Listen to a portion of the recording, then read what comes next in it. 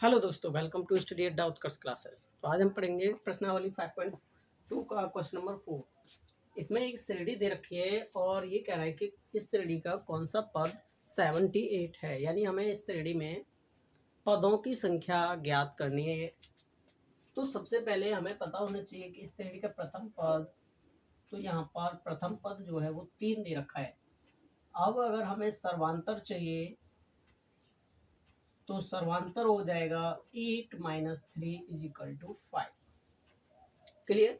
अब ये जो 78 है वो कौन सा पद है, कि ये जो ज्ञात करना है हमें, तो हम यहाँ पर मान लेते हैं कि मान लिया जाए, माना nवां पद 78 है, यानी कोई भी पद हम यहाँ पर ले सकते हैं nवां पद। जैसे हम मान के चलते हैं किसी भी समांतर श्रेणी में कि nवां पद जो होता है वो a plus n minus 1 into d के इक्वल होता है। क्लियर। तो अब हमने मान लिया कि ये एनवां पद जो है वो 78 है। क्लियर।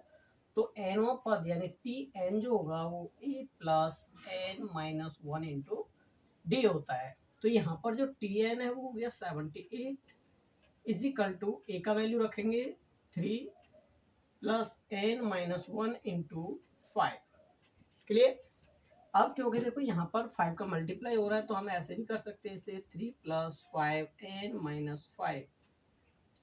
जब इसे आगे सॉल्व करेंगे तो इसे ये हो जाएगा 5n-2 और ये बराबर है 78 की। क्लियर।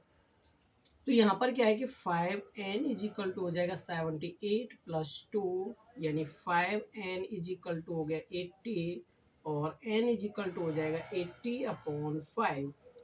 क्लियर। तो जब हम 5 से इसे डिवाइड करेंगे तो n बराबर आ जाएगा 16 होता है। तो n जो है 16 आ गया, अतः हम कह सकते हैं 16वां पद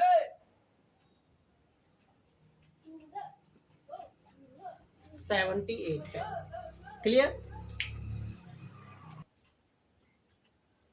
तो अब देखते हैं क्वेश्चन नंबर 5। इस क्वेश्चन में बोला गया है कि प्रत्येक श्रेणी में कितने पद हैं, यानी पहली श्रेणी दे रखी है 7, 13, 19 और उसके बाद जो अंतिम पद है वो दे रखा है 205।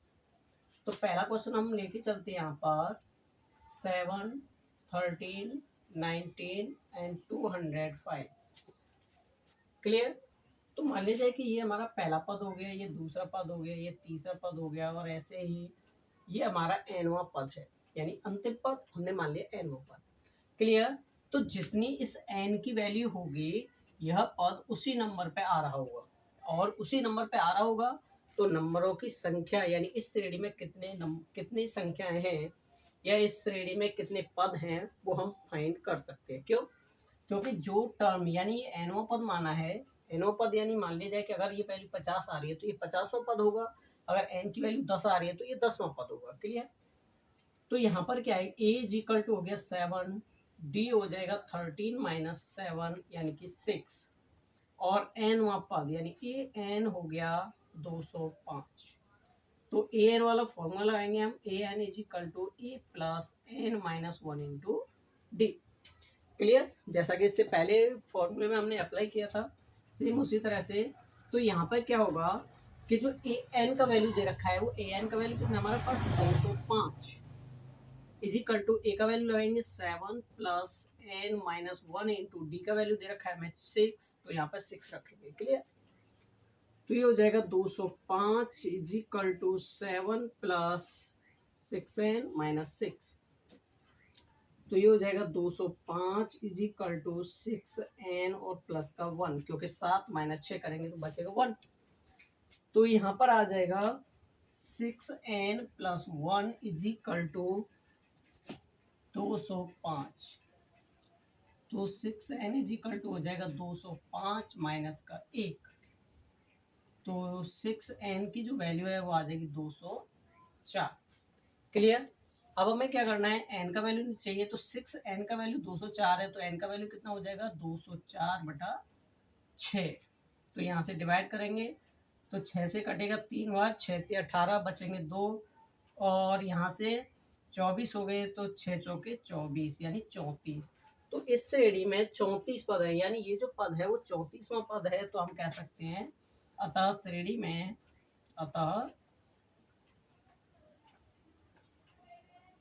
में 34 पद हैं।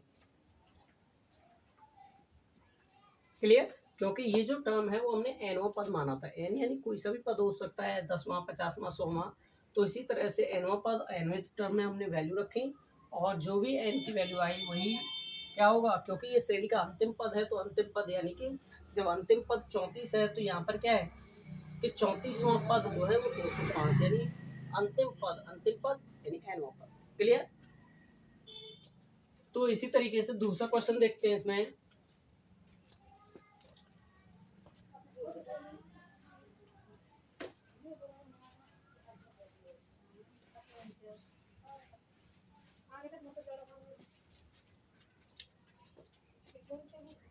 तो इसमें भी दे रखा है 18, 15 से 1/2 और 13, और इसका भी जो अंतिम पद है वो दे रखा है -47। क्लियर? तो यहाँ पर भी प्रथम पद हो गया 18, डी निकालना है तो 15 से 1/2 -18, यानी 15, 30 और 31/2 -18, और इसे सॉल्व करेंगे तो ये आ जाएगा 2 लास आ जाएगा इनका 31 - 36, यानी ये आ जाएगा -5/2। तो डी का वैल्यू आ गया -5/2। अब हमें एनवा पद ये भी हम मान रहे हैं कि मान लिया जाए कि श्रेणी में एन पद हैं, तो एनवा पद क्या हो गया 47, -47 लिखेंगे यहाँ पर। अब ए एन का फॉर्मूला लगाएंगे हम, a plus n -1 into d. Clear? तो ए एन कितना दे रखा है हमें -47 is equal to a 18 plus n -1 into -5/2। Clear? तो -47 इज इक्वल टू 18 माइनस, क्योंकि यहाँ पर क्या है ये प्लस है, प्लस का माइनस में मल्टीप्लाई करेंगे तो माइनस क्या आ जाएगा 5/2n, और माइनस माइनस हो जाएगा ये प्लस के 5/2। क्लियर? 18 + 5/2 ऐड करेंगे हम यहाँ पर, तो कितना आएगा ये 18/1 + 5/2, तो 36 + 5/2, तो ये आ जाएगा हमारा 41/2। क्लियर? तो हम यहाँ पर लिख सकते हैं -47 इज इक्वल टू 41/2 -5n/2। तो यहाँ पर हमें क्या करना है कि ये जो n का टर्म है उसे हम लेफ्ट साइड में लेके आते हैं और -47 को राइट साइड में, तो ये पॉजिटिव हो जाएगा यहाँ पर, तो ये आ जाएगा 5n/2 is equal to 41/2 plus, क्योंकि ये यहाँ पर माइनस है तो ये भी प्लस हो जाएगा 47, और अपॉन में ले लेते हैं 1, तो ये आ जाएगा 241 + 94, तो इसे ऐड करेंगे तो ये आ जाएगा 53/2। क्लियर? 135/2, तो यहाँ पे हो जाएगा 5/2n इज इक्वल टू 135/2, 2 से 2 को काट सकते हैं हम, तो 5n इज इक्वल टू 135, तो n इज इक्वल टू आ जाएगा 135/5। क्लियर? 5 से इसे डिवाइड करेंगे तो 5 से कटेगा 2 बार, 5 दूनी 10, बचेंगे 3, और 5 7 35, तो n बराबर आ गया 27। तो इस श्रेणी में 27 पद हैं, अतः श्रेणी में 27 पद हैं। क्लियर?